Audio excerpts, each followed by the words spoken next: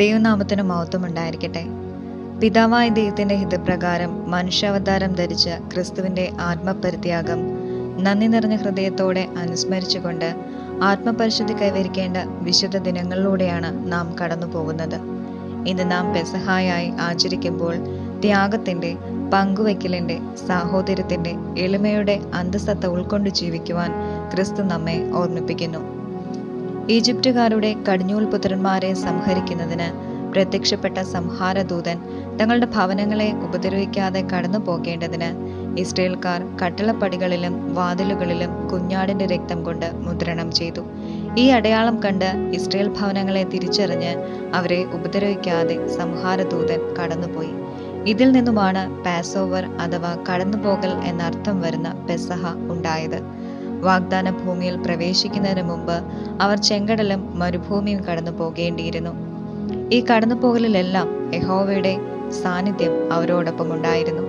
ഈ വിമോചന കൃത്യത്തിന്റെ ഓർമ്മ ആചരിക്കുന്നതിന് കനാൻ ദേശത്ത് പ്രവേശിക്കുന്നതിന് മുമ്പ് നടന്ന സംഭവങ്ങളെല്ലാം തങ്ങളുടെ അനുഭവങ്ങളാക്കി തീർക്കുന്നതിന് പിൻതലമുറക്കാർ ആഘോഷിച്ചു പോന്ന ഒരു തിരുനാളാണ് പെസഹ എന്നത്. പുറപ്പാട് പുസ്തകം 12-ാം അധ്യായം 14-ാം വാക്യത്തിൽ പറയുന്നു, ഈ ദിവസം നിങ്ങൾക്ക് ഓർമ്മനാളായിരിക്കണം, നിങ്ങളത് യഹോവയ്ക്ക് ഉത്സവമായി ആചരിക്കണം, തലമുറ തലമുറയായും നിത്യനിയമമായും നിങ്ങളത് ആചരിക്കണമെന്ന്. ഈ പെസഹ ദിനത്തിന്റെ ധന്യതയിൽ 2 ചെറിയ ചിന്തകൾ പങ്കുവയ്ക്കാനായിട്ട് ആഗ്രഹിക്കുന്നു.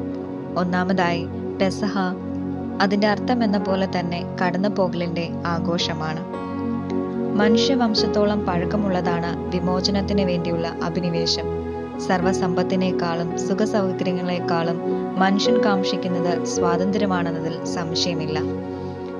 സ്വന്തമായൊരു നാടും മേൽവിലാസവും ഇല്ലാതെ നിസ്സഹായരും അശക്തരുമായിരുന്ന ഇസ്രയേൽക്കാരെ ശക്തനായ ഫറവോന്റെ ബന്ധനത്തിൽ നിന്ന് മോചിപ്പിച്ച് വാഗ്ദാനം ചെയ്ത നാട്ടിലേക്ക് കൊണ്ടുവന്ന് ഒരു ജനതയാക്കി മാറ്റിയത് യഹോവയുടെ അദൃശ്യകരങ്ങളാണ്, അവിടുത്തെ അളവുറ്റ കാരുണ്യമാണ്.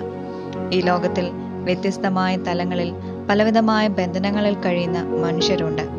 ചെങ്കടലിന്റെ, മരുഭൂമിയുടെ അവസ്ഥകളിലൂടെ കടന്നു പോകുന്ന വേദനകളുടെ തടവറകളിൽ കാലങ്ങളോളം കഴിയുന്ന മനസ്സുകളുണ്ട്. എന്നാൽ യഹോവ തന്റെ അദൃശ്യകരം നീട്ടുമ്പോൾ നിരാശയുടെ, വിഷാദത്തിന്റെ, തകർച്ചയുടെ, ഒറ്റപ്പെടലിന്റെ ഏതു ബന്ധനങ്ങളുമായിക്കൊള്ളട്ടെ, അവൻ നിന്റെ മനസ്സിനെ മുറിവേൽപ്പിക്കുന്ന ആ ചങ്ങലകളെ പൊട്ടിക്കും, നിങ്ങളെ സ്വതന്ത്രരാക്കും, കനാൻ ദേശത്തിന്റെ മാധുര്യത്തെ നിങ്ങളുടെ ജീവിതത്തിൽ നിറയ്ക്കും. പാപത്തിന്റെ അടിമത്തത്തിൽ കഴിഞ്ഞിരുന്ന നമ്മെ ഓരോരുത്തരെയും ക്രിസ്തുനാഥൻ ഒരു കടന്നുപോകലിലൂടെ, തന്റെ ജനന, പീഡാനുഭവ, മരണ, ഉത്ഥാന സംഭവങ്ങളിലൂടെ ഒരു പുതിയ കനാൻ ദേശം എന്ന പോലെ ക്രിസ്തീയ സ്വാതന്ത്ര്യത്തിലേക്ക് നമ്മെ ആനയിക്കുന്നു. ഗലാത്യർ 5-ാം അധ്യായം 1-ാം വാക്യത്തിൽ വായിക്കുന്നു, സ്വാതന്ത്ര്യത്തിനായിട്ട് ക്രിസ്തു നമ്മെ സ്വതന്ത്രരാക്കി, ആകയാൽ അതിൽ ഉറച്ചു നിൽപ്പേൻ, അടിമനുഖത്തിൽ പിന്നെയും കുടുങ്ങിപ്പോകരുത്. രണ്ടാമതായി, പെസഹ അത് ഒത്തുചേരലിന്റെ ആഘോഷമാണ്. ക്രിസ്തുവിന്റെ ശരീരരക്തങ്ങൾ സ്വീകരിക്കുന്ന വഴി നാം അവിടുത്തെ ശരീരത്തിന്റെ ഭാഗമായി തീരുന്നു.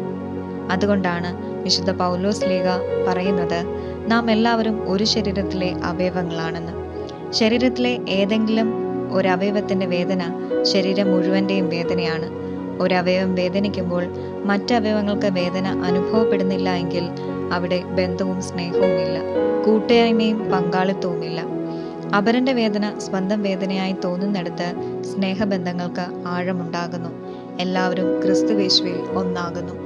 കലഹവും വിദ്വേഷങ്ങളും വെടിഞ്ഞ് ഒരുമയോടെ ക്രിസ്തീയ അനുഭവങ്ങളിൽ പങ്കുചേരുമ്പോൾ സ്വർഗം സന്തോഷിക്കും. സങ്കീർത്തനക്കാരൻ പറയുന്നു, ഇതാ സഹോദരന്മാർ ഒത്തൊരുമിച്ച് വസിക്കുന്നത് എത്ര ശുഭവും മനോഹരവുമാകുന്നു എന്ന്.